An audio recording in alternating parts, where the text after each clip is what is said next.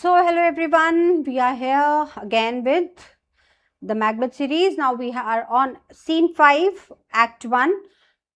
In scene 4, we have already seen that how Duncan was highly impressed by the courage, the bravery which Macbeth has shown, and he was all in praise for Macbeth, and he has already told him that he is now the Thane of Corder, and he's going to come to his house to be more indebted to him by enjoying his hospitality. Now, and already in the scene 4, Lady Macbeth was sent a letter by Macbeth in which he wrote that how the witches' prophecies were influencing his life, how partly the prophecies have already come true, and how half of it is left, the major part. So let's go on and start reading and understanding scene 5. So enter Macbeth's wife alone with letter. So this is Lady Macbeth who's reading a letter.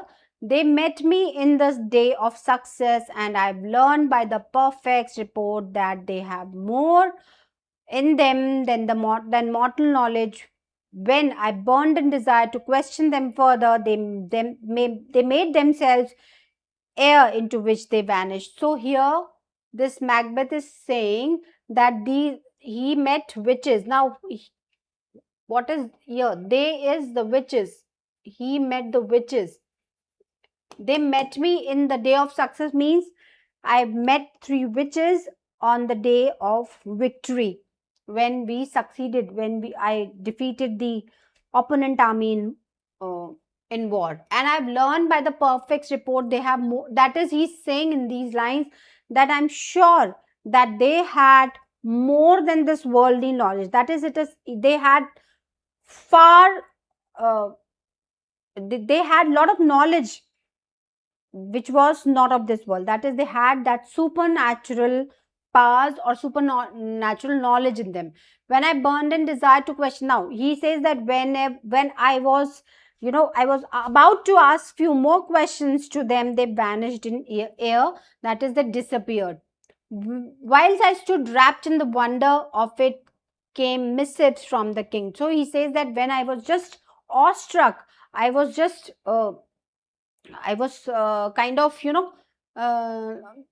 confused, or I was just imagining what has happened. I was just about to see that where have they gone. Just after that, who came? The messenger, Ang and Ross, and what they did, they all hailed me Thane of Corder. That is, they saluted me with the title of Thane of Corder, by which title before these weird sisters saluted me. That is, these witches have already saluted me with this title, Thane of Corder, and referred me to the coming on time with Hail King that shall be. That is, they even saluted me that I'm with the title of King hereafter. That is, I'm going to be the ruler of Scotland. This have I thought good to deliver thee to my dearest partner of greatness, that thou mightst not lose the dues of rejoicing by being ignorant of what greatness is promised thee. So he's saying that, I thought that I should give this message to you. I should just open this information to you. That is, I should share this information or this news with you, that how these witches met and what all had happened. So because now this shows that Macbeth has quite he had a lot of faith in his wife, and he had a quite close connection with his wife. So he loved his wife and he treated her at equal. Because what is he saying? He's saying that my dearest partner of greatness. So he's referring to his wife as dear partner of greatness. That thou mightst not lose the dues of rejoicing by being ignorant what greatness is promised thee. That is, I don't want you to lose this chance to celebrate or to, feel happy and elated of what is coming for you. That is, you इतना आपको मुझे control में नहीं रखना है, मुझे वो आपको मौका देना है, मैं आपको मौका देना चाह रहा हूं कि आप खुश हो जाइए कि आपके लिए कितनी बड़ी चीज आने वाली है. Lay it to thy heart and farewell. Lay it to thy heart means keep it a secret. Don't share this with anyone. And farewell means goodbye. Okay. Glams thou art at, and cawdor shall be. What thou art promised, yet do I fear thy nature. It's too full of milk of human kindness. So she's saying that, okay, my husband, my dear husband, she keeps a letter and she says that glams thou art. That is, you were already thin of glams and cawdor. Now you are thin of cawdor and shall be what thou art promised. That is, you shall be the king also, the future king also, because you're promised with that. Yet do I fear thy nature, it's too full of milk of human kindness. Here she wants to say that Macbeth is too kind, too gentle, that to catch the nearest way, to strike upon the nearest opportunity to grab his ambition. He's too kind because for, reaching high, uh, at a higher position, you have to be little crooked or shrewd. So this is it. Thou wouldst be great, art not without ambition, but without the illness should attend it. So she says that, you want to be great, you want to have that high ambition, but you don't have that illness, that wrong in you, that you don't have that what do you call that crookedness in you. What thou wouldst highly, that is whatever high you are thinking for yourself, that high ambition what you are aspiring for, that you don't have that nastiness or that cruelty to grab that which thou holily would not play false, and yet would wrongly win. So she says that you want to have that high ambition, you want to have that throne, but you don't want to do anything wrong. Not play false means you don't want to go on a wrong path, and yet would wrongly win. And you want something which is not meant for you, which you do not, it's not rightfully doesn't belong to you. You want to snatch somebody else position, right? Thou have a great glance, that which cries thou must do if thou have it, and that which rather thou dost fear to do. So she says that, you want something which does not belong to you, and you have that great ambition, and you are you actually don't want something which makes you fearful to do it, so that you can grab that high ambition or high position, whatever you are having, that highest aspiration for you, whatever high, or that too big of a goal which you've set for yourself, you want it, but you are quite fearful in doing the wrong to achieve that goal. Then wishes should be undone, that is, you want someone else to do it for you. Hath he hither, that I may pour my spirits in thine ear. So she's saying that you come here quickly. Hither means come here quickly, so that I can transfer my evil spirits into you. I have whatever the cruelty or whatever nastiness or whatever shrewdness I have, I want to pour it into you, so that you become little, shrewd kind of a person, so that you can do anything to achieve your aim. And chastise with the valor of my tongue all that impedes thee from the golden round. So she says that, and because I know that my tongue is quite persuasive, it is quite convincing, I'll use my tongue, which have that convincing power, to preach you in a way that how you should act. I should give you some lectures using my tongue, how you should behave, what is required, what is to be done. So she knows that she has a convincing tongue, and she is calling her husband that you come here and let me use my tongue and let me transfer my evil spirits into you, so that you can behave the way which is required right now. Now what is she saying? That all that impedes thee from the golden round, that is, I want to make you do anything which is now right now obstructing you from obtaining that throne. So which fate and metaphysical aid doth seem to have the crown withal. So she says that already the supernatural and the destiny have already decided that they are going to give you that throne. but the only thing is that you have to initiate the steps towards that grabbing of that ambition, to achieve that ambition. So you just come here quickly so that we can do the needful.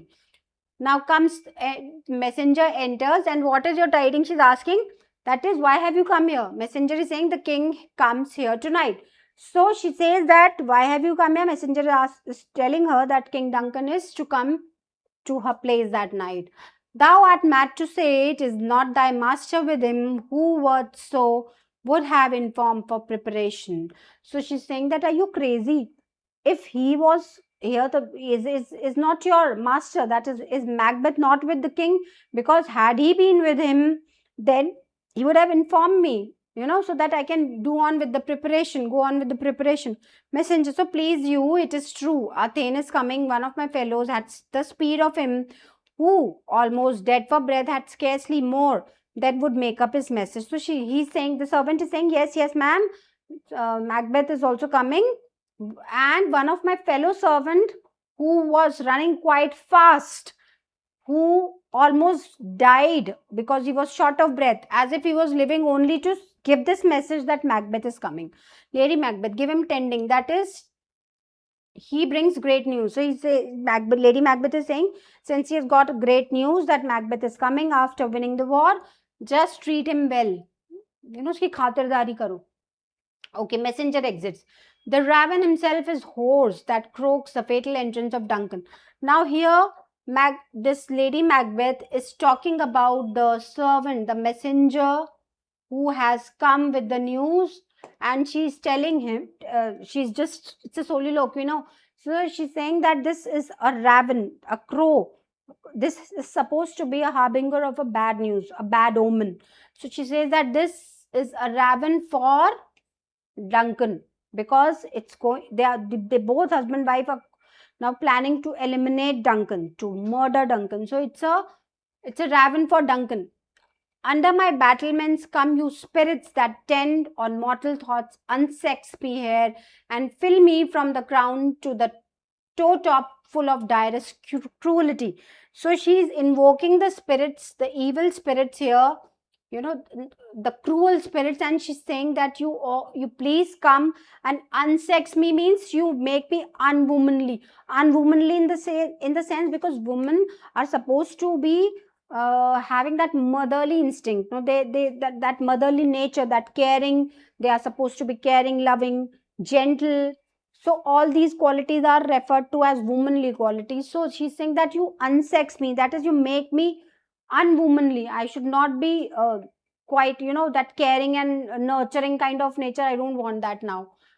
And fill me from my tip to toe with cruelty. Like, fill me with cruelty. Make thick my blood, stop up the access and passage to remorse. So she's saying that you make this blood of mine quite thick, that no compunctious visitings of nature shake my fell purpose. That is, you make my blood so thick that any feeling of remorse or guilt should not enter. It should not get space anywhere. Compunctious means when you have that feeling of guilt or remorse. So these feelings should not enter from anywhere. Make my blood so thick that there is no feeling of guilt in my heart. Blood travels through heart, and like the passage is from heart to the rest of the body. Blood is pumped through heart, no? So it is that the if they are blocked, if the blood is blocked, it is made thick. So there is no place for remorse entering heart. That is, I should be so cruel. Shake my fell purpose. That is, I should have no guilt, so that it shake my fell purpose. That is, it dwindles away from my that act of cruelty. She wants to murder, or she wants to do something which is not just. So she doesn't want any disturbance in her ways, nor keep pace between the effect and it. So she doesn't want to even think. She says that I don't want to think about the result or about what will happen and what I'm thinking. This is wrong, this is right. No, she wants to just do it. Come to my woman's breast and take my milk for gall, your murdering ministers, wherever in your sightless substance you wait on nature's mischief. So she's saying that you come, She's invoking the ministers of murder. She's saying that you please come to my chest and just take away the milk of that nurturing, that caring thing. It should all be eliminated from me. Come thick night and pall thee in the dunnest smoke of hell, that my keen knife see not the wound it makes. So she's saying here that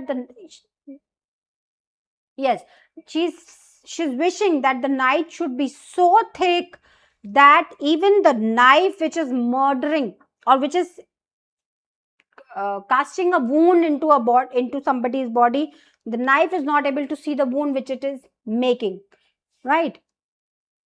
And nor heaven peep through the blanket of the dark to cry hold. She even doesn't want any heavenly light or slightest of the heavenly thing peeping through that dark night to stop her and saying hold means to say it, to stop her, stop, this is wrong. She doesn't want any sign of purity. So she is here invoking all darkness and cruelty and and the murder minister, and understood. So she's like that. She doesn't want any sign of purity. No sign of purity should be here. Now enters Macbeth. Great glams, worthy cawdor, greater than both by the hail, all hail hereafter. Now she says that great glams and worthy cawdor and greater than both the all hail hereafter. So she says she's already greeting or saluting Macbeth as king. And what word she is using? All hail. See, all hail, which was used by the witches earlier. It is again establishing a connection between Macbeth, Lady Macbeth, and the witches, because already we saw Macbeth was in the previous scene, Macbeth was seen all under the influence of the witches. Now Lady Macbeth has also come under that influence. So they are all, tied to one thing, that crown thing, which the witches have predicted that he's going to rule Scotland. Thy letters have transported me beyond this ignorant present, and I feel now the future in the instant. So she's saying that the letters means the words. Here, the words of the letter, the words of the letters, the alphabets, the letters. Let me write here. Letters of the letter. What have they done? They have transported me. They have transported me beyond this ignorant present. That is, your words have already transported me to the future, and which I feel quite strongly. I'm already, as if I'm already in the future. Macbeth, my dearest love, Duncan comes here tonight. So Macbeth is informing Lady Macbeth that Duncan is coming that night. And when goes hence, that when he'll go tomorrow as he purposes, as he has planned. Lady Macbeth, oh never shall sun that morrow see. So she's saying that Duncan is not going to see tomorrow's sun ever. Okay. Your face, my Thane, is as a book where men may read strange matters. So she's saying that, my dear husband, your face is like an open book where people can read, can just look into your face, and they can read anything which you are hiding, because whatever is in your heart or mind, it is reflected quite well on your face, right? So it is that your face is quite like an open book where the things which are going in your mind and heart are reflected. To beguile the time, look like the time. That is, to deceive, to cheat someone, you have to behave like the people want you to behave. That is, अगर आपको किसी को cheat करना है तो आपको उनके according behave करना होगा, उनके अकॉर्डिंग दिखना होगा जैसा वो चाह रहे हैं. आप अंदर से कुछ भी सोच लो, but you have to behave and you have to be under the pretence of just pleasing people. Bear welcome in your eye, your hand, your tongue, look like the innocent flower. So she says that you just, behave like that. You are quite hospitable to Duncan.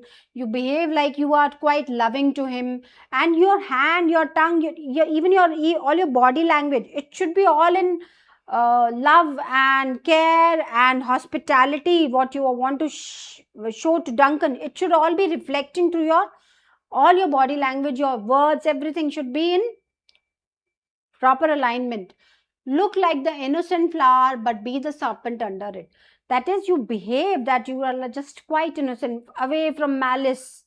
You are free from any wrong thing in your mind. All the evil things which are running in your mind, they should not be reflected. You just behave like an innocent flower, but you have to be you have to be a snake under it. He that's coming must be provided. Now, must be provided means you should look after him. Now, must be provided can be used for, that is, look after. He should be looked after, he should be attended well, or he should be killed. This is it. Provided for means whatever we are planning for him to eliminate him, we should give him. All right. And you shall put that night's great business into my dispatch, which shall to all our nights and days to come give solely sovereign with sway and masterdom. So she's saying that you just be a quite hospitable and a very warm, quite warm host, and leave the rest of the business of that night on me, because this night is going to be a decisive factor on which rest of our days and nights depend. That is, how our life will be spent depends on this night. Macbeth, we will speak further. He says that okay, we'll go about discussing on this in detail later on. Only look up clear, Lady Macbeth is saying, only look up clear, to alter favor ever is to fear, leave all the rest to me. So she's saying that you just look up calm, because if you feel restless, then obviously fear will arouse. अगर आप ऐसे लगेगा ना कि थोड़ा confuse दिख रहे हो या अंदर से कुछ छुपाना वाला जो आप नहीं छुपा पा रहे, तो क्या होगा, आपको डर लगेगा और फिर सब भांडा फूट जाएगा. Everything will be over. ठीक है? So leave the rest to me. So she says that you just look how you are behaving and leave the rest to me. That is, I'll look after the things. I'll look after the rest of the plan, how it is. It takes you to the throne. Okay. So this is all in scene 5.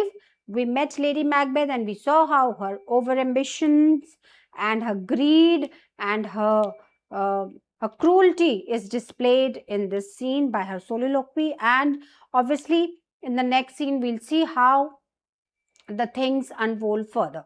So till then, have a great day and take care. Please do not forget to like, share and subscribe. Thank you so much.